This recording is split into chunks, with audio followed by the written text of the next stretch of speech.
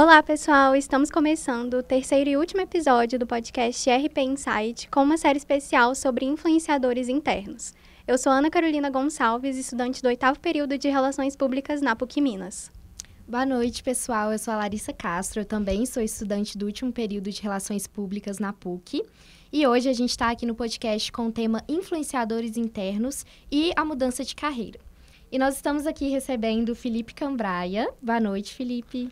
Boa noite, primeiramente obrigado pelo convite. Meu nome é Felipe Cambraia, como você já disse, eu sou fundador do Portal dos Vendedores, uma empresa de contratação e treinamento de vendedores. Perfeito, Felipe. Bem-vindo. Obrigado. Bem-vindo. E nós estamos também com o Samuel Valério. Boa noite, Samuel. Boa noite, pessoal. Tudo bom? Tudo bem? Ótimo. Como bem disse, sou o Samuel Valério, sou supervisor comercial de uma empresa de tecnologia voltada para RH e departamento pessoal. Perfeito. Bem-vindo. Obrigado. Bem-vindo. Então, gente, muito obrigada pela presença de vocês. Vocês já contaram um pouquinho sobre o que cada um faz, mas eu queria entender um pouquinho melhor a história de cada um, no que vocês estão atuando hoje no trabalho de vocês, até mesmo na vida pessoal. Você começa? Pode ser. Ótimo. Essa pergunta, ela super condiz com o primeiro fato. Samuel Valério é leonino. Então, estar à frente de algo e correr atrás de mudanças é super minha cara. Desde pequeno, eu sempre fui inserido no contexto de mundo comercial, de vendas. Os meus pais, desde pequeno, tinham um restaurante e um bar, e desde pequeno eu comecei a ajudá-los. E passado um tempinho aí, para não falar muito bem a idade, eu até trabalhei em videolocadora, para ter uma ideia de quão antigo é, quão vintage é. Mas eu sempre gostei muito do varejo, pelo contato do público e tudo mais. Mas eu preferi alçar novos voos, atrelando um pouco também a outra parte que eu gosto, que é moda. Então, eu trabalhei em várias lojas de varejo, de segmentos tanto tradicionais quanto alta moda. E, por fim, comecei a estudar e falei, gente, eu quero aprimorar, quero crescer um pouco mais de onde eu estava. E aí, eu decidi entrar no mundo da tecnologia, que é onde eu sou super apaixonado e sou inserido hoje, muito feliz, inclusive. E, independentemente de qual produto ou que seja vendido, eu gosto de falar que eu sou muito entusiasta, eu sou muito feliz, assim, de fato. Eu me encontrei como vendedor, de fato. Supervisiono uma equipe hoje que tem em torno de 10 pessoas, mas, independentemente, eu sou vendedor, assim, de ponta a ponta. Eu amo vender sonhos, eu amo vender as minhas próprias metas, minhas próprias conquistas. E o pior, eu vendo e compro tudo de mim mesmo.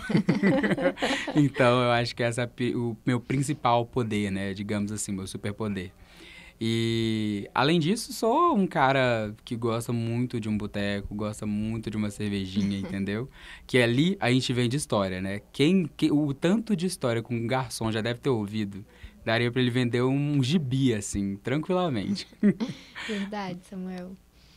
Basicamente é isso tudo. E você, Cambraia?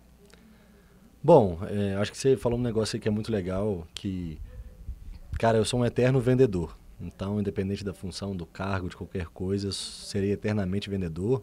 E a gente realmente vende sonhos, vende ideias, mas acho que até mais do que isso, a gente ajuda pessoas a resolverem os problemas delas.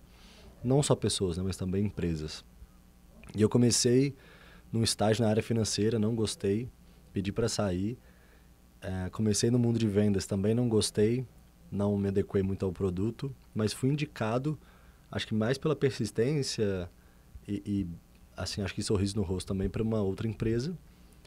E lá eu descobri que eu era apaixonado por vendas. Então, é uma coisa que me dava prazer de estudar por conta própria. Eu nunca gostei muito de estudar, mas vendas eu gosto de estudar por conta própria. Então, eu me descobri ali como vendedor, como um cara que gosta de fazer relacionamentos, criar conexões.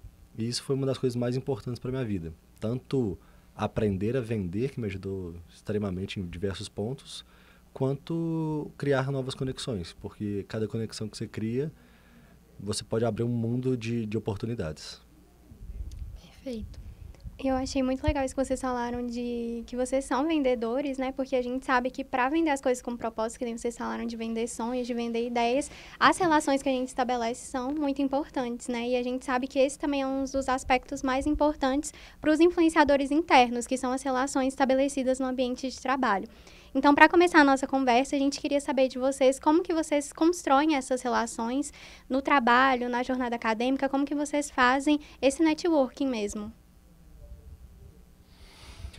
Bom, dentro da empresa, eu acho que, primeiramente, nada deve ser forçado. Então, não é que você tem que ficar amigo das pessoas e tem que forçar aquilo a qualquer custo. E não tem nada a ver com isso. Eu acho que, primeiramente, a cultura da empresa, ela manda muito no que vai ser traçado ali de relacionamentos ou não. A gente vem de culturas muito fortes e de, como que eu posso falar assim, de alta performance em vendas, mas uma cultura também... tem gente que fala que é família, tem gente que fala que é amizade, tem gente que fala que é proximidade, cada um vai definir de uma forma, mas uma cultura muito próxima. Então, as pessoas são muito próximas e isso ajuda também a você conhecer mais, conhecer melhor, conhecer até muitas das vezes o pessoal da pessoa. E eu acho que não tem muito segredo. Eu acho que, primeiramente, basta você querer ser amigo das pessoas, não só amigo, né, mas querer se conectar, querer entender um pouco mais, querer trocar e etc. Você ser genuíno no que você faz também, nada de forçação de barra, e você ter um propósito ali dentro. Então, quando você, independente de um cargo de gestão ou não, está comprado, quer que o time esteja comprado com você na missão que a empresa tem, e você de verdade faz um trabalho para isso, de você sei lá, você treina outras pessoas, você ajuda outras pessoas, você desenvolve, você capacita, você está lá para tudo que precisar, eu acho que assim você vai construindo uma confiança das outras pessoas em você e isso vai ajudar muito nessa construção de laços e de influência também. Muito envolvido na cultura organizacional, né? Também, sim. Ótimo, concordo muito com isso que o Cambraia falou. Eu acho que os embaixadores, né, da cultura, o influenciador interno, eles têm claro aonde eles vão chegar, sabe? Eu acho que é isso que faz com que ele tenha claro o próximo passo, para com que ele tenha novas relações que o levará até onde ele quer chegar. Exemplo, na minha trajetória mesmo, quando eu cheguei na empresa, na atual empresa que eu estou, eu falei, olha, eu quero ser COO, mas qual é o primeiro passo para com que eu seja isso? O primeiro passo, como estagiário, é ser contratado, né? Então, como que eu fiz isso? Eu me aproximei de pessoas que poderiam me dar orientações de como ser contratado, por exemplo, um ex-estagiário. Além disso, eu começo a ter mais clareza sobre o que eu preciso de aprender também, para além da relação. Porque a relação, ela é uma coisa escalada, né?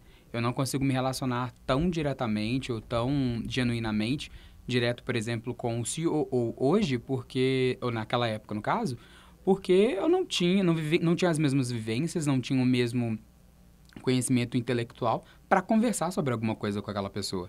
Seria um bench, digamos assim, um network muito unilateral, onde somente eu era nutrido por toda aquela informação. Então, eu acho que quando a pessoa sabe onde quer chegar, fica mais fácil dela poder saber com quem se relacionar, por que se relacionar, e aí quando você tem isso bem traçado, pega aquele gancho que o Gabriel falou. Tudo de uma forma bem genuína. Acho que a transparência nessas comunicações e nessas relações faz com que o networking ele seja mais assertivo e lucrativo, né, para ambos os lados. Perfeito. E é muito importante ter a noção de que é preciso começar do começo. Então, é um processo. Não adianta também a gente pular, né, as fases, como você disse, e a gente vai aprendendo com o tempo e essa conversa se torna mais... completa, né? De ambos os lados, se eu posso dizer. Mas então, gente, muito legal o que vocês trouxeram, né? A gente sabe também que os líderes, eles possuem grande influência nas organizações, porém, os influenciadores internos, eles também podem surgir de diversos setores, atuações, âmbitos. Então, além da construção de relacionamento, o que vocês acham que uma pessoa ela pode fazer para atuar como influenciador interno? No trabalho, independente do seu cargo, independente da sua atuação?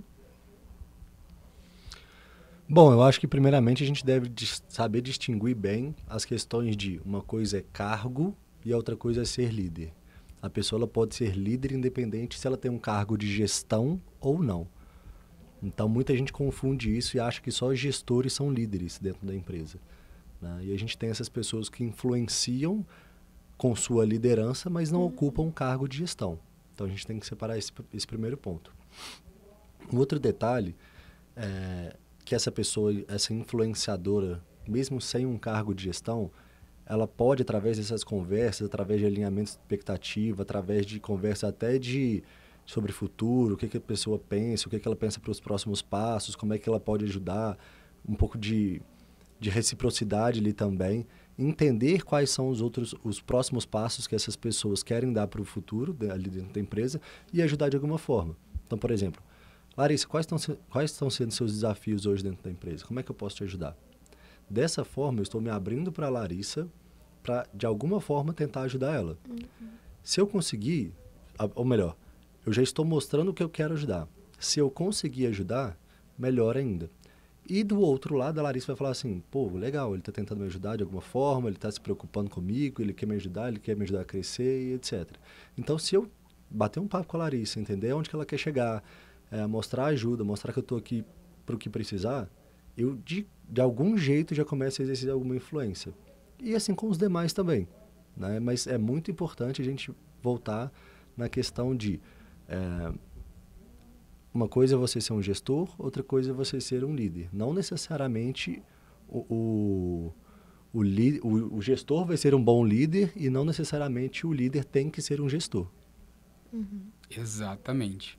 E eu falo muito assim com a galera que eu conheço, na roda de amigos que eu tenho, de que eu acho que essas pessoas que são destaques, né, os embaixadores da cultura e os influenciadores, eles têm um superpoder chamado influência. E essa influência, ela é muito intrínseca, assim. Você tem que ser muito cuidadoso e muito cauteloso com esse poder que você tem. Porque quando você é promotor de algo, você tende a trazer uma legião de pessoas para o seu lado no sentido genuíno daquele propósito, né? Por exemplo, empresas mudam, principalmente de tecnologia, mudam processos o tempo inteiro. Então, o tempo inteiro, aquela pessoa ela tem que ser promotora daquela mudança. Muita gente não é adepta à mudança, principalmente radical, ou coisa que tem que ter uma rápida adaptação. Mas, quando uma pessoa é promotora daquilo, ela, calma, gente, tá dando certo, já houve outras mudanças. Atitudes como essa se tornam promotora, acalma ali uma equipe e conduz o pessoal para aquele caminho. Mas esse mesmo poder que ele tem para ser promotor, ele tem também para poder ser detrator. Então, um caminho muito perigoso para se caminhar, eu acho que é essa parte de ser detratora. Por exemplo, eu acho que todo mundo na face da Terra já teve um colega de trabalho que só reclama. E essa pessoa, normalmente, ela tem uma certa influência. Aquela pessoa que junta, né, e cria os famosos motins. E começa aquela rádio peão nos corredores. Podre do pote, né? Exatamente, exatamente. Todo amigo conhece alguém que foi assim, ou já trabalhou alguém do lado de uma pessoa assim. Então, essa pessoa, ela tem de comum, de praxe, fazer com que essas mudanças, ou que venham a acontecer, seja uma coisa, transformando essas coisas em coisas negativas. Isso quebra um pouco do clima organizacional, isso quebra um pouco do engajamento, seja de pessoas, seja de uma equipe, seja de um projeto novo, seja um projeto que já esteja rodando há muito tempo. Então, eu acho que um bom caminho para se tornar e para poder melhorar, né, o seu investimento como influenciador interno, além da comunicação e networking, é escolher se você quer ser promotor ou detrator daquilo que lhe é designado. E eu acho muito legal vocês terem puxado esse gancho, porque a liderança é uma habilidade, né? Então, que nem o Cambraia falou, não necessariamente você precisa ter um cargo de liderança para ser um líder, né? Então, se vocês fossem falar de maneira bastante objetiva, na visão de vocês, o que vocês acham que diferem os influenciadores internos dos líderes tradicionais? Como que vocês acham que os influenciadores internos manifestam seu superpoder, né? Que os diferencia desses líderes tradicionais em uma posição de cargo de líder? Olha, eu vou me antecipar e vou falar. Gente, sério, informação. Os influenciadores, eles possuem um nicho de informação, uma chuva de informação sobre os seus pares, que é muito maior e tem uma magnitude muito maior do que um líder. Porque, querendo ou não, ainda existe aquele limiar, né? Eu sou um colaborador, eu posso falar até X coisa aqui com o meu líder. Daqui para lá, eu vou falar com os meus pares. Então, eu acho que o influenciador, ele tem esse poder de informação. Ele tem uma fonte inesgotável, assim, é infinita as informações que ele tem. Tanto de reclamações, quanto de coisas positivas. Enfim, ele consegue mapear claramente quem é quem dentro do time. E eu falo isso por experiência própria. Acho que todo mundo que está no cargo de liderança passou por um momento de ser uma influência e ficou sabendo absolutamente sobre tudo do time. Quando eu me tornei líder no primeiro momento, a primeira coisa que me falaram seja amigo do seu time. E tal. Beleza, show.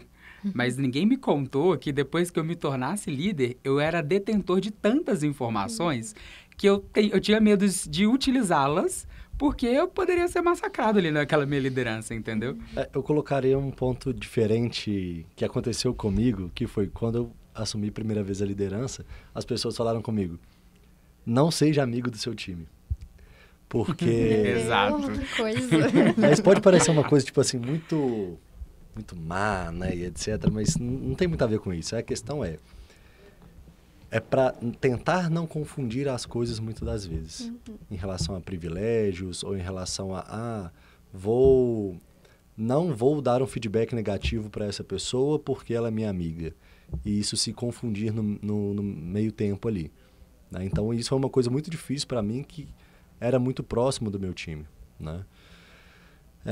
E temos uma questão ali também que é importante ressaltar, que por mais que o influenciador interno ele tenha uma influência, um poder sobre o todo, digamos assim, sobre os demais, ele não vai poder ser uma pessoa que toma decisões, digamos que estratégica verticalmente. Porque ele não vai ser a pessoa detentora dos processos, coisas mais direcionadas à gestão mesmo da equipe. Então, ele tem a influência, só que ele não tem um poder de, muitas das vezes, definir o que vai ser feito. Então, assim, tem ônus e bônus nesse meio tempo, nesse meio jogo aí. Realmente. É algo a se pensar. Depende, né, dos casos também, tem que analisar muito bem a situação. E, assim, a gente mencionou, né, essa variedade de atuação dos influenciadores internos, mas a gente sabe que vocês estão passando por uma mudança de carreira. E a gente queria saber se vocês consideram uma mudança de carreira ou de cargo, de setor, de alteração na equipe, se isso pode acarretar em desafios na atuação de um influenciador interno. Se essas mudanças causam, assim, uma grande influência ou talvez você pode driblar essa influência. É engraçado, porque quando a gente pensa em mudança de carreira, a gente já percebe, já sente na pele aquela questão de oi, você está saindo da sua zona de conforto. Sim. É bem clássico isso. E vendo toda a transição da minha própria carreira e também de alguns demais colegas, eu vejo que os desafios, ele é intrínseco a qualquer tipo de mudança, sabe? Seja de setor, seja de literalmente emprego mesmo, ou funcionalidade. Eu, por exemplo, quando eu estava nos meus 19 anos, 17, 18, eu sempre atuei como vendas, mas eu decidi fazer radiologia no UFMG. Queria sair e fazer uma coisa totalmente radical, fora daquilo que eu tinha toda a expertise. E nesse exato momento me doeu muito, porque eu tive que abrir mão de contato com pessoas, eu tive que me tornar uma pessoa um pouco mais analista, né? Eu tive que ter um olhar um pouco mais crítico, assim, e personalizado para aquela X situação. E eu senti muita falta desse contato humano, dessa coisa de estratégia, dessa vida ágil, né? De tudo isso. E eu decidi transicionar novamente, mudar novamente para o ramo de vendas. Porém, me desafiando aí para um lugar diferente, pegando um produto diferente, algo que eu nunca tinha trabalhado. Então, essas mudanças sempre acarretam em desafios. Porém, os desafios, acho que, normalmente, quando a gente muda para qualquer coisa na nossa vida, nós somos seres humanos, né? A nossa tendência, ela é ser um pouco mais retrativa. Eu tenho uma percepção de que eu vou me retrair aqui, vou ver o meu problema muito maior do que ele de fato é, e aí eu vou encarando ele de pequenos passos. Quanto, na verdade, no final das contas, às vezes nem é isso tudo, sabe? Obviamente, tem um período de maturação para você entender sobre aquilo que você vai exercer naquele momento e tudo mais, e é importante respeitar esse tempo. Os desafios, eles vêm exatamente, acho que para poder fazer essa transformação da maturidade corporativa e intelectual. Mas, independentemente de tudo, eu acho que sem desafio seria uma coisa muito sem graça, né? Eu acho que todo mundo ia virar aquela roda-roda Jequiti, assim. Ninguém nunca ia ficar parado num X local e criar raízes e crescer através desse autoconhecimento. Então, eu acho que é impossível não pensar em mudança de plano, de carreira, crescimento, ou, enfim, qualquer âmbito da nossa vida, e não associá-lo a um possível desafio. Do lado de cá, eu acho que tem 2 momentos marcantes da minha trajetória. Um que foi uma mudança de empresa em cargos de gestão, porque eu tive que ter a confiança de um novo time do zero. As pessoas não me conheciam e eu tive que mostrar que eu era bom tecnicamente, mas principalmente eu tinha que obter a confiança das pessoas que não me conheciam. Então, é um trabalho que teve que ser feito de escutativa. As pessoas, elas precisavam ser ouvidas e ninguém estava ouvindo. E muitas das vezes as pessoas vão começar a confiar em você quando você dá ouvido a elas. Se as pessoas não estão sendo ouvidas e você dá ouvidos, elas começam a confiar mais em você. Elas começam a parar para prestar mais atenção no que você está falando. Porque você também está desprendendo o seu tempo e a sua energia para escutá-las, né? Então, sim, existe uma dificuldade enorme nessa transição, porque não é do dia para a noite que você conquista a confiança das pessoas, mas é um trabalho ali de formiguinha, onde você vai aproximando e conquistando cada dia mais um pouco dessa confiança. E um segundo momento foi quando eu saí de uma posição de gestão para empreender. Então, os desafios são outros. Por quê? Porque, primeiramente, você não tem mais uma equipe para você influenciar, você não tem mais pessoas, colegas para influenciar. Então, eu, no meu caso, me sentia muito sozinho. E aí, eu que sou uma pessoa comunicativa, preciso de gente para viver, me sentia muito sozinho. Eu falava assim, as coisas não estão andando porque eu preciso trocar ideia com gente e não tem gente do meu lado. Então, uma coisa que eu tive que fazer é, primeiro, entender e aceitar esse momento, mas fazer algo para mudar. Então, eu fui para um coworking, onde lá eu poderia trocar ideia, conversar, pedir opinião, conhecer gente nova e etc. Então, depois que eu comecei a fazer isso e ver gente, trocar e conversar e pedir ajuda e ajudar, aí as coisas começaram a andar como eu gostaria. E considerando tudo que a gente falou até agora, eu acho que deu para perceber que os influenciadores internos, eles têm uma estrutura estratégica mesmo no fluxo de informações, né? E para além desses desafios das mudanças de carreira, vocês conseguem enxergar vantagens ou benefícios desses momentos na vida de vocês? Ou algum momento que potencializou, que melhorou a influência interna de vocês, independente do momento ou do ambiente de trabalho? Olha, primeiramente, eu acho que todos esses desafios, todas essas questões, elas trazem muita maturidade e muita responsabilidade também. Então, isso te engrandece muito como pessoa, como profissional, e só isso já bastava. Mas, ao mesmo tempo, você concorda? Concordo, e faz um baita sentido, na verdade. Mas, ao mesmo tempo, estou pensando aqui para responder a segunda parte. Se você quiser ir falando enquanto isso, eu estou raciocinando ainda. Na minha visão, eu acho que um dos grandes benefícios, ele está bem atrelado àquilo que eu falei no início, né? Se você sabe onde você quer chegar, obviamente você vai usar de todas as ferramentas possíveis para poder dar os próximos passos. Uma frase que, assim, desde os primórdios se ouve é: se você quer ser líder, seja líder antes de ser. E aí, um dos benefícios que a gente acaba ganhando com isso é exatamente o fato de você ser líder de toda uma equipe, ser uma referência de toda uma equipe, ser uma influência para toda uma equipe, uma referência. Então, quando você se torna aquilo, você já está a um passo de ser líder. A única diferença é que você ainda não possui a gestão das pessoas e que você não vai continuar mais com aquele fluxo de informação tão alto que você tinha acesso. Então, eu acho que é um dos benefícios que se tem quando a gente define realmente, se vê como influenciador ou embaixador interno, é realmente essa questão da visão de que, eu posso ser aquilo já sendo antes do momento, assim, eu não tenho a patente ainda, mas eu consigo me ver naquele local de uma forma muito fácil. Desde que seja claro que você queira ser um líder, que você queira aquilo, né? O benefício, ele vai te ajudar a guiar os seus próximos passos de acordo com aquilo que você quer chegar mesmo. Eu também acho que tem uma questão legal de você conseguir testar algumas coisas novas. Então, por exemplo, como você tem um poder de influência sobre determinadas pessoas, por exemplo, se você quer alinhar junto com o time um teste de qualquer coisa que seja dentro da empresa, né? Obviamente dentro das permissões. Você consegue, através da sua influência e do seu poder de conquistar as pessoas e de persuadir no bom sentido as pessoas, etc., convencê-las de que aquele teste faz algum sentido. Então, isso ajuda você testar e se der positivo, ótimo. Se não der também, foi um teste e todo mundo aceitou aquela proposta, então tá. E eu vejo isso como um benefício.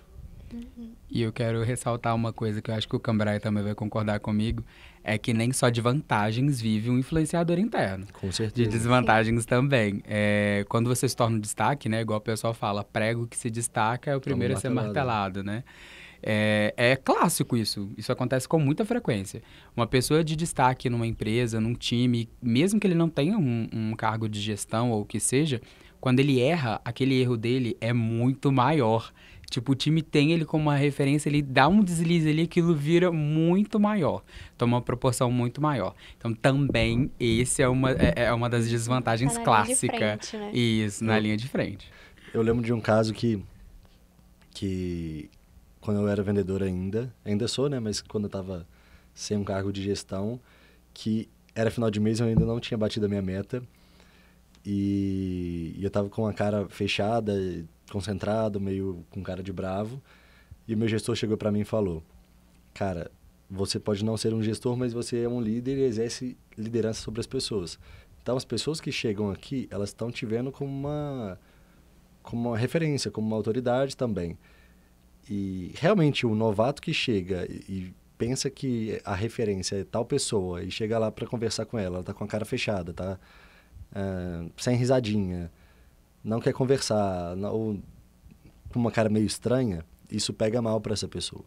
Então, querendo ou não, ela tem que, entre aspas, forçar que tá tudo bem, não demonstrar para as outras pessoas que o bicho tá pegando.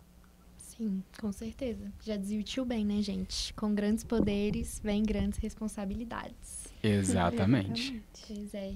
Então, pessoal, a gente já tá chegando ao fim. Eu queria agradecer pela participação de vocês, por vocês terem topado trazer insights tão inteligentes, importantes e relevantes, né? E vocês têm mais alguma consideração para fazer? Algum comentário nesse finalzinho? Eu queria só agradecer o convite, dizer que vocês foram umas queridas em convidar a gente e que eu tô muito feliz por fazer parte. Querido. Eu também quero agradecer muito. Eu acho muito gostoso participar desses projetos, dessas coisas que podem ter essa troca de conhecimento, né? E deixar uma frase que eu sempre falo para todo mundo, assim: você só tem uma chance. O influenciador interno, até quem não é, ele só tem uma chance de impactar uma vida. A gente está falando sobre influenciador aqui porque é uma pessoa que ele realmente se torna uma referência, né? Embaixador de uma cultura, tem uma grande responsabilidade. Então, ele realmente tem uma única chance para poder ajudar a impactar tantas outras vidas e ser referência daquilo, ser o líder daquilo. Então, quero deixar essa frase que eu falo realmente para todos os meus colaboradores, têm assim isso de có e salteado. Você só tem uma chance e isso deve ser levado de uma forma muito séria. Eu amei, vou usar essa frase agora. Muito obrigada de novo, gente. Muito obrigada a todo mundo que nos ouviu até aqui. A série do podcast RP Insight termina aqui, mas esse é só um dos produtos de comunicação e ações que estão sendo desenvolvidas pelos alunos de RP da PUC Minas para o projeto da disciplina de estágio supervisionado orientada pela professora Lorena Viegas. Então, para saber mais, é só entrar no Instagram RP PUC Minas e a gente se vê lá. Tchau, tchau! Tchau! Deixa pra câmera, gente.